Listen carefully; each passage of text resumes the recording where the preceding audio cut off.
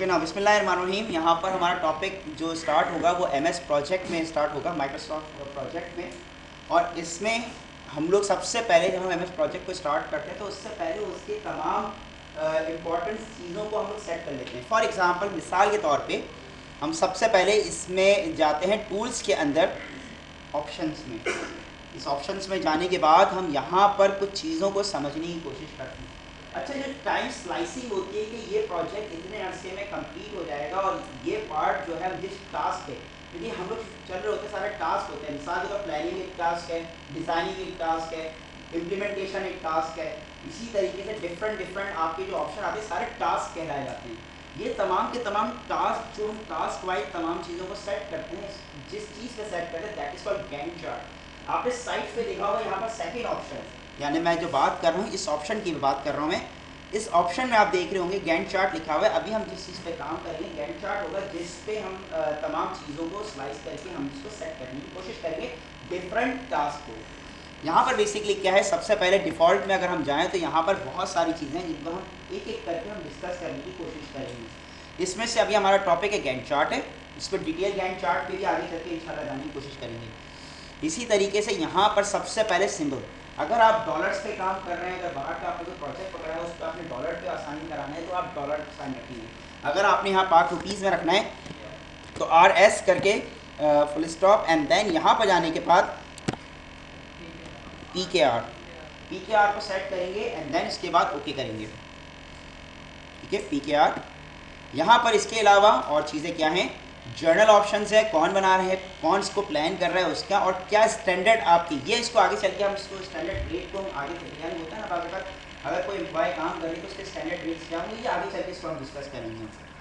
इस पर भी हम डमी रखेंगे, इमेजनरी वैल्यूज़ रखेंगे, लेकिन आगे चल के इसको डिस्कस करेंगे हम लोग। इसके अलावा यहाँ पर हर चीज़ यहाँ पर डिस्क्राइब है। कैलेंडर है, कैलेंडर में हमारा वीक जो होता है बेसिकली अगर देखा जाए जो स्टार्ट होता है वो संडे से start, Sunday Monday Tuesday, Monday से स्टार्ट करना चाहें तो वीक स्टार्ट हम मंडे से भी कर सकते हैं। इसके अलावा यहाँ पर डिफरेंट ऑप्शन है। फॉर एग्जांपल यहाँ पर एक सबसे इंपॉर्टेंट ऑप्शन ये है कि आपके ड्यूटी आवर्स क्या है। जिस तरह बाहर मालिक में होता है कि 8 to 5 की जॉब होती है, लेकिन पाकिस्तान में लोग यहाँ पर 9 to 6 की रखना चाहते हैं। इसी तरीके से अगर आप कोई प्रोजेक्ट आप काम करना चाह रहे हैं तो उस सूरत में आप अपने शुरू में आप डिफाइन करते हैं कि ये प्रोजेक्ट कितने अरसे में बन के आपके, यानी सॉरी इसके टाइम ड्यूरेशन क्या होगा जो पर डे आप इस पर काम करेंगे।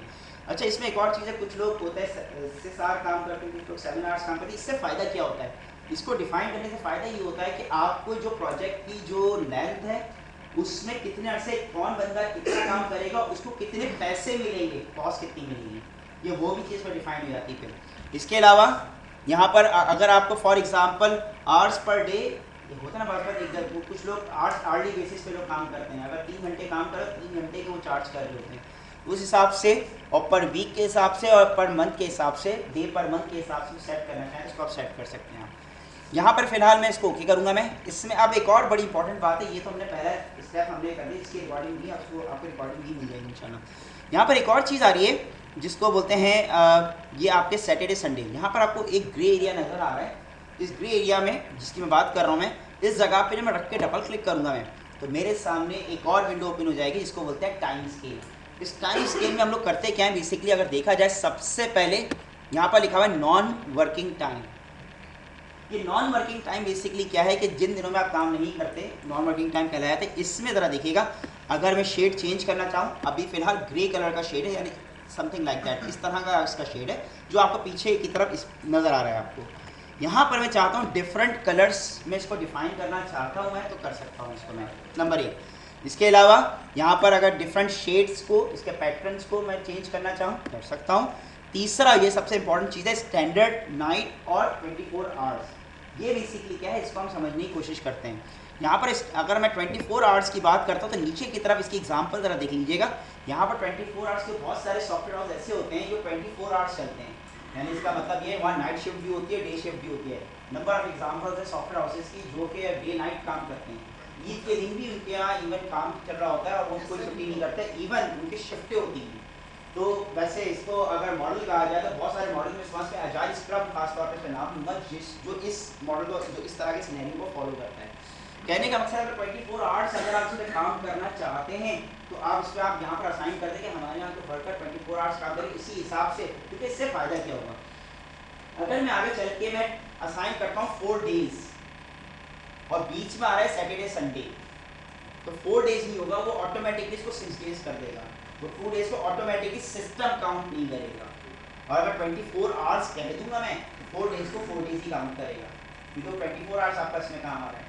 तो कहने का मकसद ये है कि यहाँ पर अगर चाहें तो 24 आवर्स काम कर सकते हैं। ये नाइट शिफ्ट में आपको सिर्फ सैटरडे की छुट्टी मिलती है, ठीक है, सिर्फ सैटरडे आप काम करेंगे, संडे की छुट्टी मिलेगी आपको सैटरडे एंड मंडे, और बीच में आपकी सिर्फ एक दिन की छुट्टी होगी। अगर आप करना चाहें तो इसको आप सेट कर सकते हैं, या फिर स्टैंडर्ड रखना चाहें। स्टैंडर्ड जो होता है वो सैटरडे संडे हॉलीडेज होती है, या आपकी अपनी मर्जी, आपकी कंपनी की पॉलिसी है कि किस कंपनी, कौन सी कंपनी इसको किस तरह से फॉलो करती है। नंबर 1 इसी तरीके से यहाँ पर अब 3 आ रही है टेयर्स मीन्स लेयर्स, यानी top layers, middle layers and then bottom layers. ये बेसिकली क्या है, ये आपके इन लेयर्स की बात कर रहे हैं, यानी आपके सामने जो 2 लेयर्स नज़र आ रही है आपको, ये मिडिल लेयर्स है और ये बॉटम लेयर्स है। टॉप लेयर्स बेसिकली क्या है, फिर मैं टॉप लेयर पे जाता हूँ मैं, और यहाँ जाके मैं टॉप लेयर को मैं असाइन करवाने की कोशिश करता हूँ। फॉर एग्जांपल यहाँ पर करता हूँ 3 लेयर्स पे जाऊँगा तो टॉप लेयर्स बेसिकली आपका एयरली होगा, आपका जो एयर होता है 2015। यहाँ पर ज़रा देखिएगा, अगर मैं यहाँ से स्केलिंग लूँ तो सितंबर 2015 ये टॉप लेयर में आता है। अगर आप चाहते हैं ये एयर भी शो करे हमारे टाइम मैनेजमेंट में, टाइम स्केल के अंदर, तो बिल्कुल आप रख सकते हैं। और अगर आप चाहते हैं, अगर इसके for example different method, different इसके स्टाइल्स हैं कि आप जनवरी 2002 ये एक स्टाइल है, ठीक है, इस तरह रखना चाहते हैं, या फिर इसको शॉर्ट फॉर्म में रखना चाहते हैं, इसी जनवरी फरवरी रखना चाहते हैं, या किस तरह से रखना चाहते हैं, ये टॉप लेयर पे उसी तरीके से इस चीज़ को शो करेगा। लेकिन आप चाहते नहीं जनवरी 2002 ही शो करे इसी तरीके से, तो आप इसको रख सकते हैं। और आप चाहते हैं इसको शो ना करें तो इसको यहाँ से आप हटा सकते हैं, ख़त्म कर सकते हैं इसको 2 लेयर्स करके। इसके अलावा मिडिल लेयर्स में बेसिकली क्या होता है, मिडिल लेयर आपका मंथ का होता है, क्योंकि होता ये है कि पूरा एक साल है, साल के अंदर 12 मंथ्स होते हैं और हर मंथ में 4 वीक्स होते हैं। अगर आप फॉर एग्जांपल यहाँ से आप चाहते ये हैं कि वीकली शो करे, ये बड़ा इंपॉर्टेंट है, ज़रा देखिएगा, वीकली शो करे या डेली शो करे। होता बाद प्रोजेक्ट ऐसे होते हैं जो डेली बेसिस पर होते हैं, आपका काम डेली बेसिस पे चल रहा होता है, तो उस सूरत में या आप चाहते हैं डेली को शो ना करें, डेट बढ़ती है, उस वक्त होता है जब प्रोजेक्ट छोटा हो, प्रोजेक्ट की लेंथ छोटी हो और आप उसको असाइन करना चाहते हैं। फॉर एग्जांपल आपका प्रोजेक्ट है 15 दिन का, तो आप उसको फिर डिटेल में नहीं रखेंगे, उसको आप वीकली बेसिस पे नहीं रखेंगे, इसको आप डे वाइज बेसिस पे रखेंगे, और उन छोटे प्रोजेक्ट को आप इस तरह से इसको कंट्रोल कर सकते हैं आप। या फिर आप चाहते हैं कि नहीं ऐसा ना हो, आर्ली बेसिस पर हो, तो आर्ली बेसिस पे फिलहाल ये रख नहीं पाएगा, क्योंकि इसकी वजह ये है कि इसमें जो असाइंड है, जो आगे करके करेंगे, वो उसके हिसाब से नहीं है। फिलहाल इसको हम यहाँ पर रखते हैं वीकली बेसिस पे, जो कि पहले था। वीकली बेसिस पे भी यहाँ पर ये बात कहने की कोशिश कर रहे हैं यहाँ पर कि जनवरी किस तरह से इसको स्टाइल को रखना है। और इसके अलावा जब हम बॉटम लेयर पे जाएंगे, ये तमाम डे यहाँ पर सेट कर रहे हैं यहाँ पर, यानी वीक पहले आपका वीकली बेसिस पे से आप जब डे बेसिस पे आते थे, डेली बेसिस पे आ रहे थे, तो बॉटम की लेयर आपकी हाइड हो रही है, अब शो हो रही है। इसकी वजह ये है कि आप वीकली इस बेसिस पे आएँ।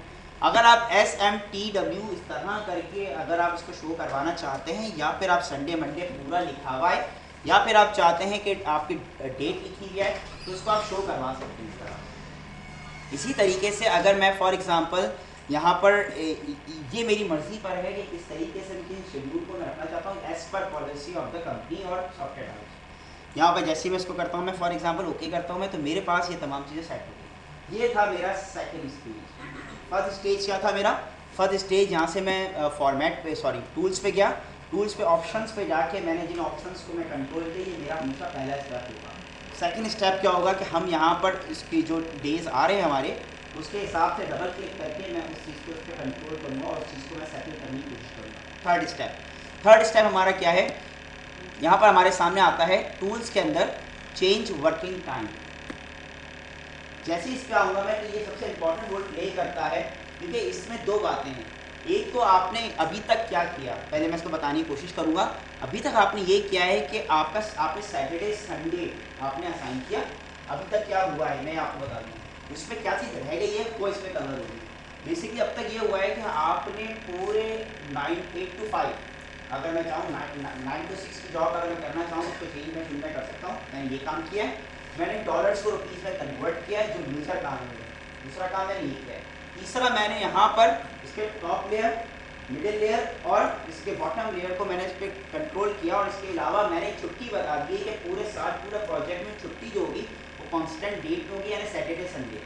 लेकिन बाज़ औक़ात इस तरह करीब में आपके 14 अगस्त करीब है आपका, 14 अगस्त में अगर छुट्टी आती है वो चीज़ अभी आपने कहीं डिफाइन नहीं की, ठीक है। हॉलीडेज जो पब्लिक हॉलीडेज होती है वो आपने डिफाइन किया, 25 दिसंबर की छुट्टी आती है, आपने वो छुट्टी डिजाइन आपने डिफाइन नहीं की, नंबर 1। या फिर बाज़ औक़ात कुछ ऐसे डेज होते हैं जिनमें आपके वर्किंग आवर्स कम हो जाते हैं। मिसाल के तौर पर रमज़ान आए थे हमारे, आपका प्रोजेक्ट है 6 महीने का प्रोजेक्ट है, उसमें बीच में आ गया रमज़ान। अब जब रमज़ान आए तो उसमें आपके वर्किंग आवर्स ऑटोमेटिकली कम हो जाते हैं। आपने अगर आप उनको नॉर्मल डेज़ के हिसाब से अगर पैसे देंगे, यानी जो नॉर्मल डेज में होता है, अगर फॉर एग्जांपल 6 आवर्स की आपकी ड्यूटी है, 8 आवर्स की आपकी ड्यूटी है, अगर 6 आवर्स से मैं कंसीडर करता हूँ, तो 6 आवर की ड्यूटीज़ में अगर आप उनको रमज़ान में भी 6 आवर के हिसाब से पैसे देंगे तो आप लॉस में जाएंगे। तो उनको उसी जितने आवर्स वो काम कर रहे हैं डेली बेसिस पे, तो उनको उसी हिसाब से तो कम पैसे देंगे, तो उसमें आपकी कॉस्ट मैनेजमेंट जो है आपकी काफ़ी हद तक रिफाइन हो जाएगी। कहने का मकसद ये है कि कुछ ऐसे डेज आते हैं कि जिसमें आप लोगों को के वर्किंग टाइम जो होते हैं वो कम हो जाते हैं, तो उस सूरत में हम क्या करें, वो अब तक हमने डिफाइन नहीं किया, हम इसमें डिफाइन करेंगे। बिल्कुल सही कहा आपने, यहाँ पर हर चीज़ काउंट हो रही होती है। ये काउंट क्यों होती है, आप इसके बाद अगले 2-3 सब्जेक्ट और पढ़ेंगे, कॉस्ट एनालिसिस यानी cost estimation number 1, cost estimation पढ़ेंगे, और दूसरा रिस्क एनालिसिस पढ़ेंगे आप। तो कॉस्ट एस्टिमेशन का ताल्लुक किसी सॉफ्टवेयर प्रोजेक्ट मैनेजमेंट से ही है। आपको पता ही नहीं चलेगा कि अगर आपने ऐसी रफली आपने आइडिया लगाया और रफली तमाम चीज़ों को लगा के आपने ये भी नहीं बताया कि मैंने फलानी चीज़ पर कितनी रिसोर्स एलोकेट की है, यानी कितने लोग उसमें इस्तेमाल हुए हैं, उस स्पेसिफिक पार्ट के अंदर उसकी कितनी सैलरी है, उसकी कितनी सैलरी है, उसने कितने घंटे काम किए हैं। यानी सोचने वाली बात है कि आप एक सॉफ्टवेयर को डिफाइन कर रहे हैं, बनाने की कोशिश कर रहे हैं, आप उसके पेपर वर्क में ये लिख रहे हैं ये 3 घंटे काम कर रहा है, जबकि वो कर रहा है 1.5 घंटे काम है। तो जब प्रोजेक्ट आखिर में बन के हाथ में आएगा तो उस वक्त कहेंगे इतने ज़्यादा टाइम भी लोगों का लगा और वो चीज़ सही तरह से सेटल्ड नहीं हो पाई हमारी। तो उस चीज़ को सेटल्ड करने के लिए, डॉक्यूमेंटेड करने के लिए हम इस चीज़ का सहारा लेते हैं। कहने का मकसद ये है, यस कोई क्वेश्चन?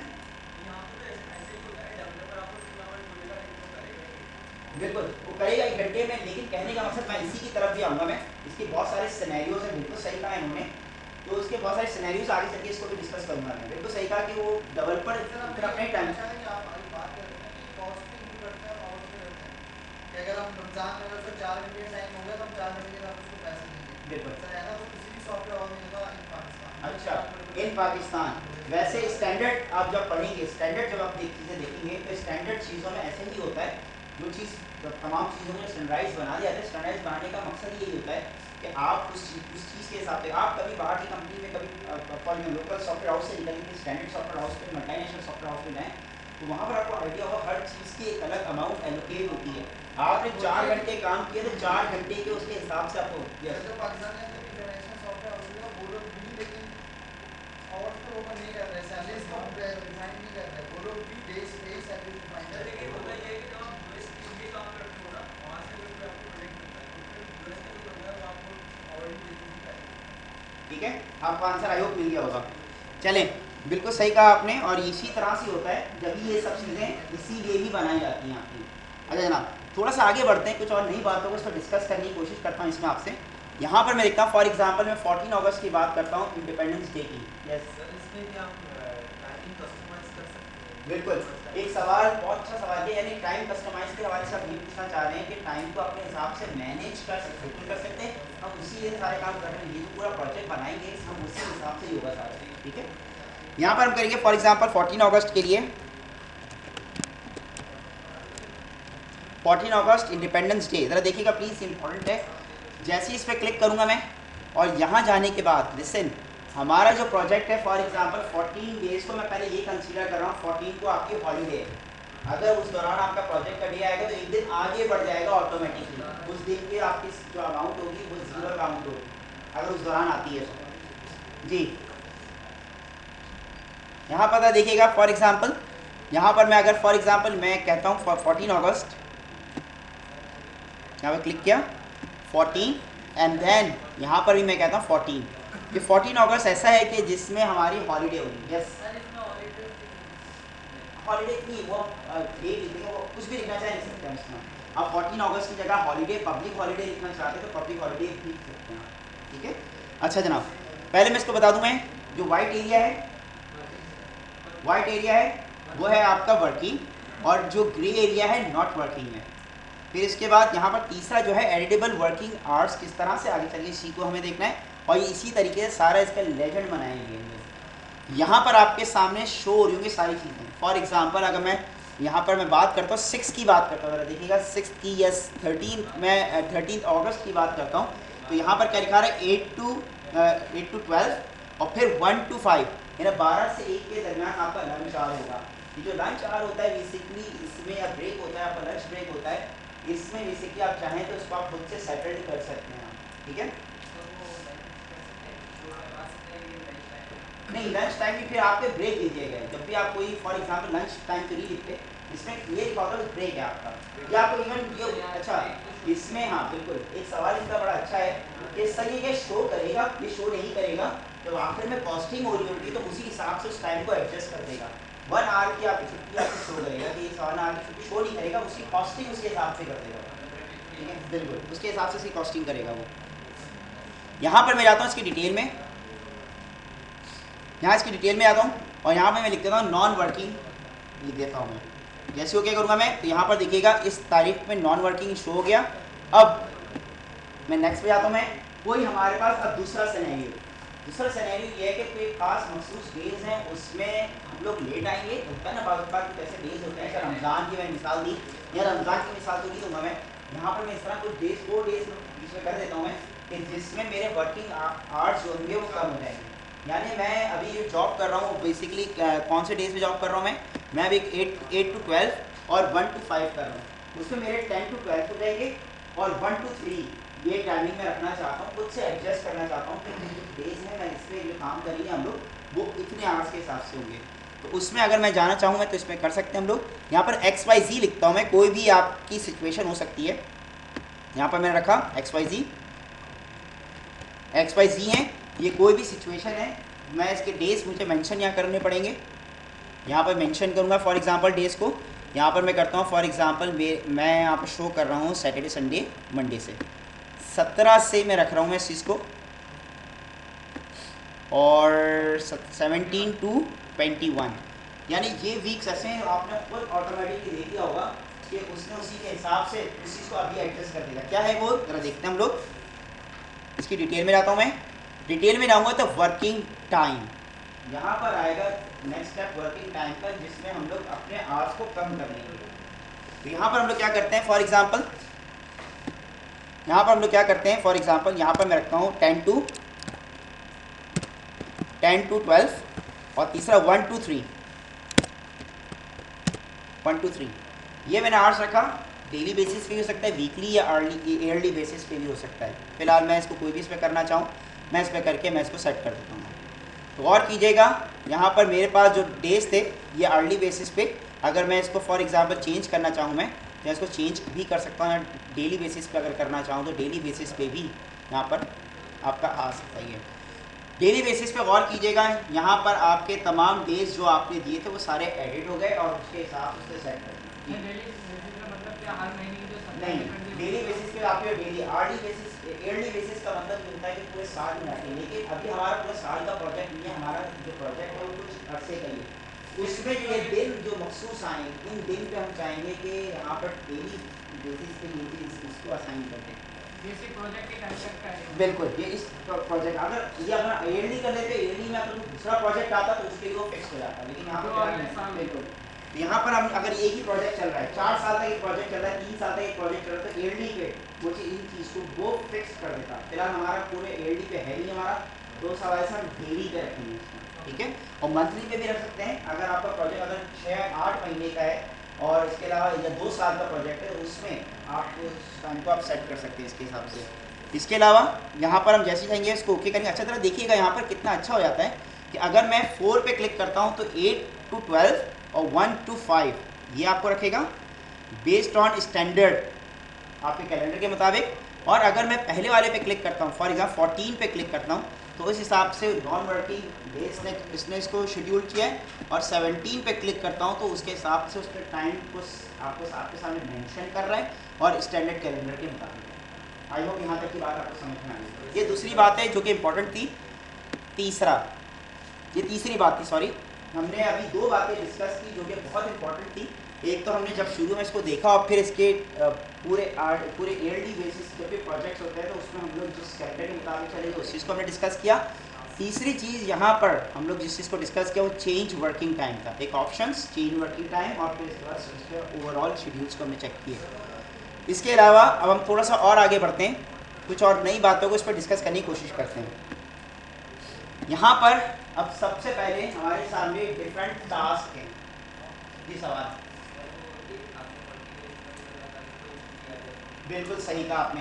पॉलिटिकल इशू एक मैंने प्रोजेक्ट एमएस प्रोजेक्ट में एसपी में मैंने पाया था आपको कि आपके जो इसमें रिसोर्स पे जो एलिमेंट आपके असरअंदाज होते हैं आपके प्रोजेक्ट में ह्यूमन होता है, एक पॉलिटिकल इश्यूज भी हो जाते हैं बार बार, जिस तरह कुछ आपके कुछ मसले आ गए, पॉलिटिकल इश्यूज आ गए, इलेक्शन आ गए, वट एवर कोई भी इशू हो सकते हैं, उसमें अगर आप किस तरह से प्रोजेक्ट को फिर मैनेज करेंगे वो भी इसमें अगर डिफाइन करेंगे, वो फिर आखिर में उसका हम मार्जिन रखते हैं। वो मार्जिन इस सेंस में रखते हैं कि हम अपने टाइम को फिर कम अपने डेवलपर को जो बताते हैं, अपने जो ऊपर सुपरवाइजर होते हैं उनको जो टाइम फ्रेम देते हैं वो हमेशा कम का देते हैं।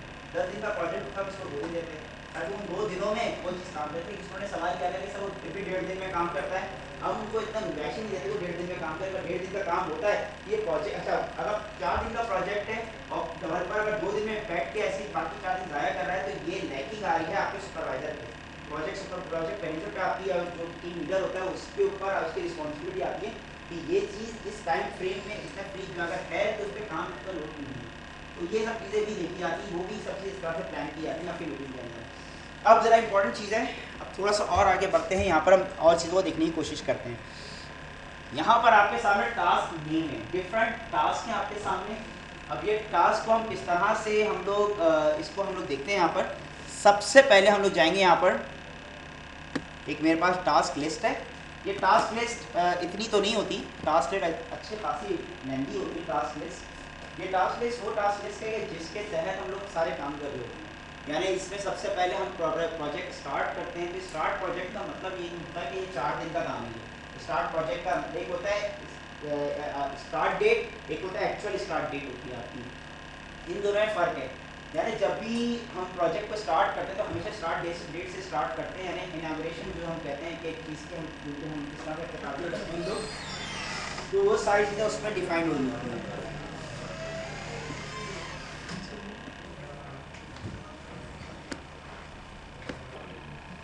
यहाँ पर थोड़ा सा आगे बढ़ते हैं, कुछ और नई बातों को इसमें डिस्कस करने की कोशिश करता हूँ। यहाँ पर बेसिकली डिफरेंट टास्क, ये टास्क बेसिकली इतने नहीं होते, टास्क बहुत सारे होते हैं। इनमें से ये एग्जांपल के तौर पे एक टास्क को मैंने निकाला है इसमें, ठीक है, और लिखा इसलिए मैंने इसमें है कि मुझे बाद में टाइप ना करना पड़े ताकि काम जल्दी हो जाए। यहाँ पर डिफरेंट टास्क, सबसे पहले डेफिनेशन है। डेफिनेशंस में अगर देखा जाए सबसे पहले स्टार्ट होता है। स्टार्ट कोई 4 दिन का काम नहीं, एक ही दिन का काम होता है। जिस दिन आपने स्टार्ट करना है उस दिन प्लान करते हैं कि ये चीज़ प्रोजेक्ट हम स्टार्ट करने जा रहे हैं, फिर बाकायदा प्लानिंग इसकी स्टार्ट होती है। याद रखिए प्लानिंग में थोड़ा टाइम लगता है आपका, यानी मैंने आपको इस तरह बताया कि इतनी अच्छी प्लानिंग होगी जितना अच्छा आपका प्रोजेक्ट बन के आपका आउटपुट पे आएगा। इसी तरीके से यहाँ पर हम लोग प्लान के बाद हम एग्जीक्यूशन की तरफ चलते हैं। ये छोटा सा पार्ट है। एग्जीक्यूशन का मतलब पहले आपने क्या किया, उस चीज़ को स्टार्ट किया, फिर डेफिनेशन दी, अपनी डेफिनेशन में आपने प्लान किया, प्लान करने के बाद आप उसको एग्जीक्यूट करते हैं। एग्जीक्यूट करने में इसमें आपको बहुत सारी चीज़ आती है। सबसे पहले आपके डिज़ाइन, मैंने सिर्फ डिज़ाइन का वर्ड यूज़ किया है, सिर्फ डिज़ाइन का वर्ड नहीं है, बेसिकली इसके अंदर भी बहुत सारी चीज़ें आ जाती हैं। नंबर एक, इसके अंदर अगर देखा जाए लेआउट आते हैं, फ्लो चार्ट्स आते हैं, और फ्लो चार्ट भी 2 तरह के होते हैं, system flow chart, program flow chart, और इसी तरीके से और भी बहुत सारी चीज़ें इसमें आ जाती हैं। आपकी प्लान ऑफ एक्शंस आपका आ जाता है, इसमें आपकी इवन कोडिंग आ जाती है। ये तमाम चीज़ें आपकी डिज़ाइनिंग के पार्ट में, बिल्ड में आपकी कोडिंग आती है, सॉरी आपके डिज़ाइनिंग में आपके बहुत सारी आपके लेआउट्स आ जाते हैं, आपके यूजर डायग्राम्स आ जाती हैं, ये सारी चीज़ें इसके अंदर होती हैं। बिल्ड के अंदर आपकी कोडिंग आती है जिसमें आप कोडिंग को एग्जीक्यूट करते हैं, और इसमें भी बहुत सारे क्वेश्चंस वगैरह होती हैं जो आपको हिंदी में पढ़े होंगे। इसके अलावा उसकी टेस्टिंग होती है, टेस्टिंग एंड डिबगिंग होती है। आप उसको टेस्ट किस तरह से करते हैं, उसको डीबग किस तरह से करते हैं, वो भी सारी चीज़ें इसके अंदर। लेकिन ये सिर्फ एक नाम लिखा है, इसके अंदर ही मज़ीद डिटेल है, ठीक है। मैं उस डिटेल में अभी नहीं जाना चाहता, आगे चल के इंशाल्लाह इसी चीज़ को हम लोग पूरे सब्जेक्ट में उसको डिस्कस करने की कोशिश करेंगे। तीसरा पार्ट जो होता है आपका एक्सेप्टेंस का होता है, यानी अब जो क्लाइंट है आपका उस सॉफ्टवेयर को एक्सेप्ट किस तरीके से वर्क कर रहा है। उसमें शामिल आपकी installation, hand over and finish आता है। इसमें इंस्टॉलेशन का मतलब ये होता है कि आपका जब आपका प्रोजेक्ट बन के तैयार हो जाता है तो वो किस तरीके से उसको एक्सेप्ट करेगा, इंस्टॉलेशन होगी, फिर उसको किसी तरीके हैंड ओवर करेगा एंड देन उसके बाद उस प्रोजेक्ट को फिनिश करेगा। अब इसमें दो तीन सवाल इसमें आते हैं, दो तीन सवाल होते हैं इसके अंदर कि आपकी जो जब आप फिनिश करते हैं तो फिनिश का मतलब ये होता है कि इसके बाद आप इस प्रोजेक्ट पे आप काम नहीं करेंगे। अगर कुछ होगा तो मेंटेनेंस का पार्ट कहलाया रहेगा। मेंटेनेंस में जो होता है कि आप उसके अंदर अगर कोई प्रॉब्लम आ रही है या कोई फीचर कम है तो उसको आप फुलफिल कर देते हैं यूज़र की रिक्वायरमेंट को मीट करने के लिए। ऐसा नहीं होता कि आप इस प्रोजेक्ट को आप 4 साल तक चला रहे हैं, 2 साल का प्रोजेक्ट का 4 साल तक खींचते हैं, नहीं, जो इसका फिनिश टाइम होता है फिनिश टाइम पे उसको फिनिश करते हैं और उसके बाद अगर उसके अंदर कोई चीज़ रह जाती है तो फिर मेंटेनेंस का पार्ट वो उसको कंट्रोल कर रहा होता है, ठीक है। तो कहने का मकसद ये है कि प्रोजेक्ट भी, अगर प्रोजेक्ट की डेफिनेशन आप देखें तो प्रोजेक्ट में भी आपके पास स्टार्ट टाइम और एंड टाइम, स्टार्ट टाइम और एंड टाइम होता है आपका, ठीक है। तो प्रोजेक्ट की अगर डेफिनेशन आप देखें तो प्रोजेक्ट की डेफिनेशन में भी यही होता है कि आपका स्टार्ट टाइम और एंड टाइम इसमें आपको डिफाइंड होता है। तो कहने का मकसद ये है कि सारी चीज़ें इसके अंदर हैं। मैंने इन तमाम चीज़ों को सेलेक्ट किया, कॉपी किया और उसके बाद टास्क में जाके पेस्ट कर दिया ताकि हमारा टाइम इतना वेस्ट ना हो। इसमें यहाँ पर स्टार्ट का है टी नहीं है, ठीक है, प्लान एग्जीक्यूशन का एन नहीं है, डिज़ाइन एंड बिल्ड का डी इसमें कम हो गया, एंड देन डीबगिंग का जी, और एक्सेप्टेंस इंस्टॉलेशन हाँ बाकी सब सही है। कहने का मकसद यह है कि तमाम को मैंने यहाँ पर लिखा और इसमें भी अगर मैं देखूँ, मैं डिफाइंड के अंदर स्टार्ट और प्लान बेसिकली डेफिनेशन के अंदर था। तो उसके लिए मैं क्या करूँगा, यहाँ पर इंडेंट, आपने माइक्रोसॉफ्ट वर्ड पे भी खेला होगा इससे, इस ऑप्शन से, और एक्सेल पे भी इंडेंटेशन में काम किया होगा। यहाँ पर इंडेंट हम लोग करते हैं तो किस तरह से वो एक्ट करता है, तो यहाँ पर देखिएगा ये इसके अंदर आ गया। इसी तरह से एग्जीक्यूशन में अगर देखा जाए तो 3 चीज़ें आपकी आ रही हैं, उसके बाद जैसे ही मैं इसको इंडेंट करूँगा मैं तो ये चीज़ इंडेंट इसके अंदर ये चीज़ शो करेगा। इसके अलावा एक्सेप्टेंस है, एक्सेप्टेंस के अंदर अगर मैं जाने की कोशिश करूँ तो इसके अंदर मज़ीद ऑप्शन आ गए। यहाँ पर कहने का मकसद ये है कि यहाँ पर आपके सामने 3 चीज़ें, नंबर 1 अगर मैं इसको प्लस करूँ है और इसकी इंडेंटेशन को ख़त्म करूँ मैं, तो यहाँ पर देखिएगा 3 क्वेश्चन हमारे सामने आते हैं। That is called milestone. Milestone basically ये पार्ट नहीं होते, माइलस्टोन आपके पार्ट नहीं होते टास्क का, लेकिन डिफाइन कर रहे होते हैं आपके टास्क को किस तरीके से आगे चल के अभी हमें यही जो इंडस्ट्रियल लेवल पे प्रोजेक्ट्स हो रहे होते हैं उसमें स्टार्ट टाइम और फिनिश टाइम भी डिफाइन होता है, लेकिन इसकी जो टाइमिंग होता है कि प्लानिंग किस दिन करनी है, स्टार्टअप कब करना है, ये सब तो मेरी नहीं हो पाता। इनका सवाल बहुत अच्छा है, लेकिन एक मिनट, यहाँ पर इसमें होता है कि स्टार्ट और एंड का डिफाइन तो होता है, हमें जितना भी कुछ काम करना हो उसके अंदर ही रहते हुए हमें सारी चीज़ें स्केजुअल्ड करनी पड़ती हैं। अगर वो सारी चीज़ें स्केजुअल्ड ना हो तो जितने भी सॉफ्टवेयर उसमें काम हो रहे हैं तो वो फिर इसी तरह से होंगे कि जिस तरह एक ब्लाइंड शख्स है वो चले जा रहा है, उसको सिर्फ स्टार्टिंग और वही इसी तरह है। इसमें बेसिकली आप देखें, यहाँ पर मैं इस तरह से एडिट करूँगा मैं, आप जितने भी सॉफ्टवेयर हाउस में जाते हैं वहाँ पर अगर MS प्रोजेक्ट को यूज़ नहीं करते तो आप जो लोग काम करते हैं वो इस चीज़ को एग्री करेंगे कि ऑनलाइन प्रोजेक्ट मैनेजमेंट सॉफ्टवेयर बहुत चल रहे हैं जिसमें आपके सॉफ्टवेयर के प्लानिंग, सॉफ्टवेयर के तमाम आपके क्या बोलते हैं तमाम चीज़ें उसके अंदर मौजूद होगी, जिस तरह से आपको बता रहे हैं। अगर ये चीज़ नहीं करेंगे तो आप किस तरह की कॉस्टिंग कर पाएंगे? ये सवाल बहुत बड़ा क्वेश्चन है कि अगर आप नहीं करेंगे तो इस सॉफ्टवेयर की नीड को सॉफ्टवेयर कोई नीड है ही। कहने का मकसद ये है कि यहाँ पर अगर नहीं होता तो इस तरह से लोग चलते हैं, ये फिर एक क्वेश्चन मारते हैं कि एक अपने ही अंदाज में लोग चल रहे हैं। प्लानिंग उस वक्त होती है, मैं आपको बताऊँ प्लानिंग इस वक्त करते हैं लोग। होता ये है कि जो नीचे लेवल पे लोग काम करने वाले होते हैं उनको कुछ नहीं पता होता। फॉर एग्जांपल मेरे हाथ में एक प्रोजेक्ट आया और ये प्रोजेक्ट आपकी कंपनी के पास आता है तो उस वक्त ही आपकी एक मीटिंग हो जाती है। उस मीटिंग में ये चीज़ डिस्कस होती है कि ये चीज़ हो पाएगी कि नहीं हो पाएगी, उस पर हम चीज़ डिस्कस होती है। एक प्रोजेक्ट है जिसमें रॉकेट साइंस चीज़ें चल रही हैं, उसमें आपके जितने भी लोग बैठते हैं सारे हाई लेवल के लोग बैठते हैं और देन वहाँ पर उस चीज़ को डिसाइड किया जाता है कि ये चीज़ कंप्लीट हो पाएगी कि नहीं हो पाएगी। अगर हो पाएगी तो फिर उसकी प्लानिंग स्टार्ट हो जाती है। प्लानिंग में ये होता है कि बाकायदा तौर पे अच्छा वो लो लेवल पे जितने काम करने वाले लोग उनको इस चीज़ का पता नहीं होगा, उनको सिर्फ ये चीज़ बताइए आज का टास्क इतना है।